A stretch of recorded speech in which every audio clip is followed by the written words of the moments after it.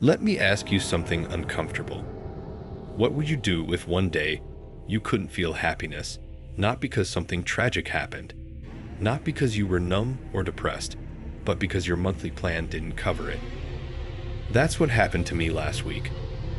I woke up to a system message hovering in my vision, just above my real thoughts. You've reached your emotional limit.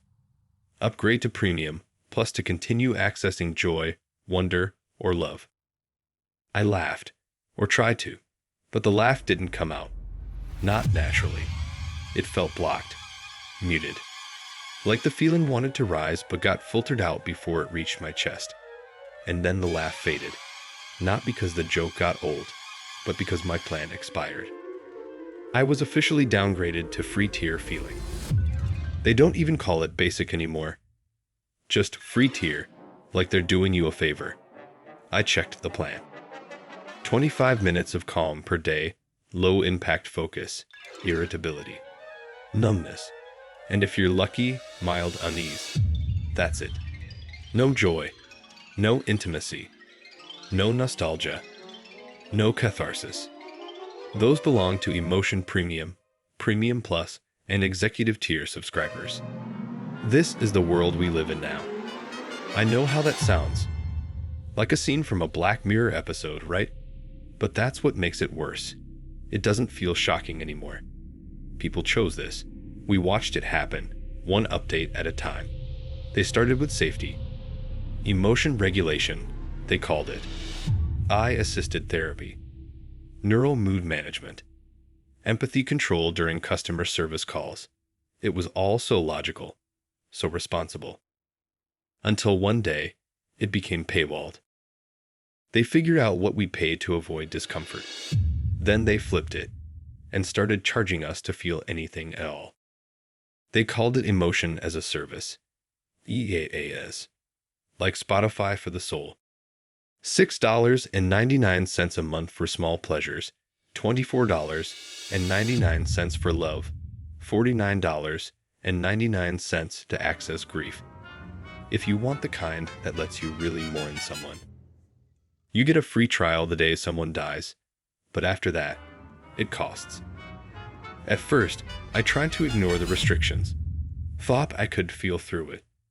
But the more I paid attention, the more I realized how tightly they'd wired it into everything.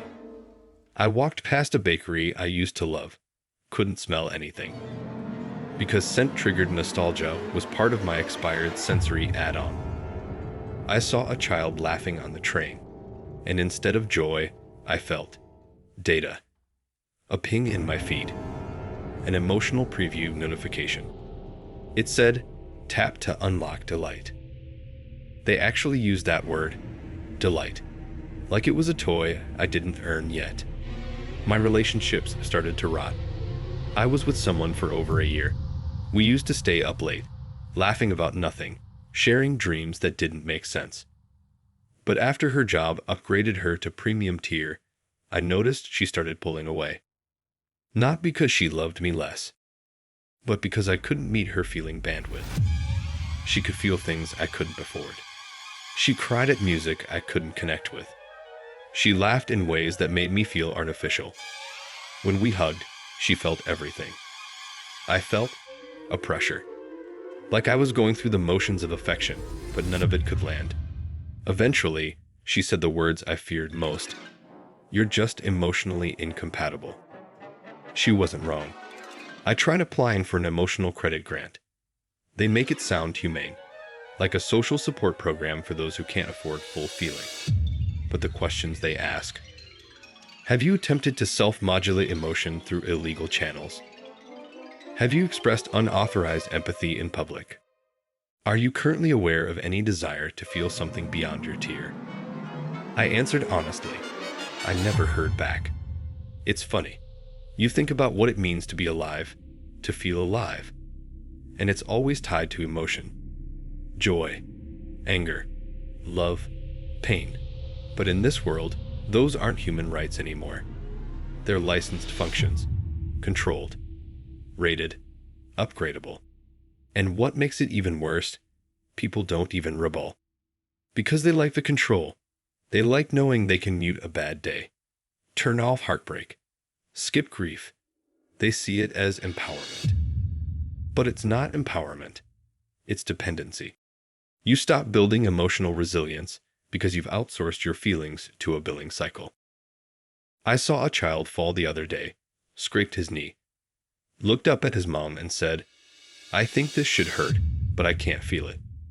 She nodded, said, "We'll buy pain when your dad gets paid on Friday." He smiled, said, "Okay, no frustration, no fear, just acceptance." That was the scariest part.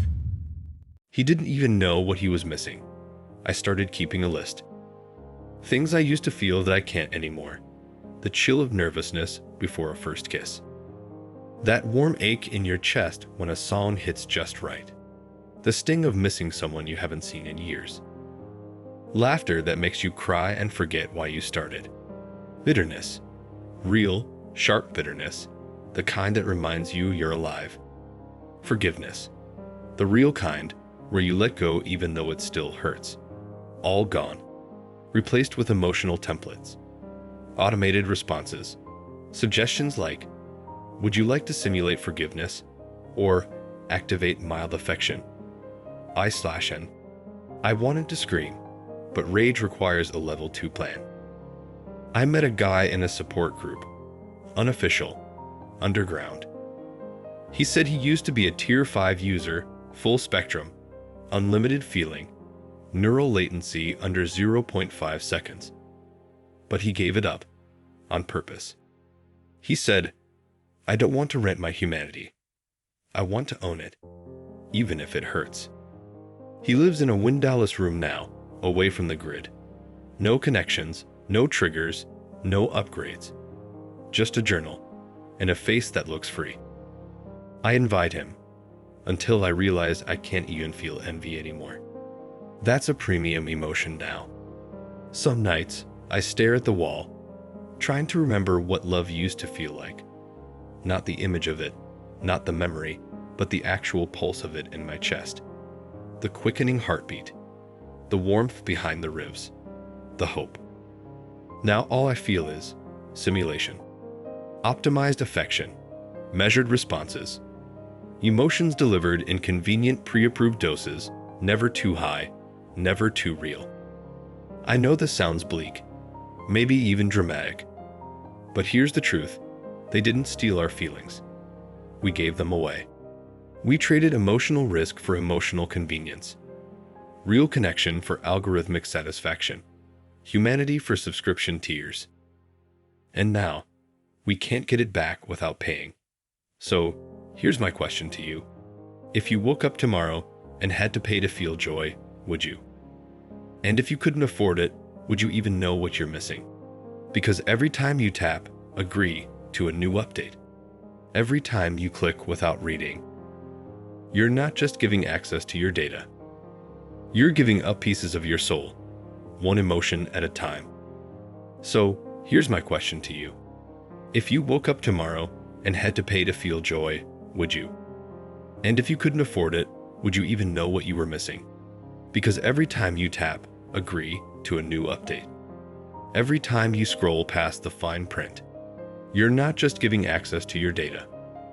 You're giving up pieces of your soul, one emotion at a time.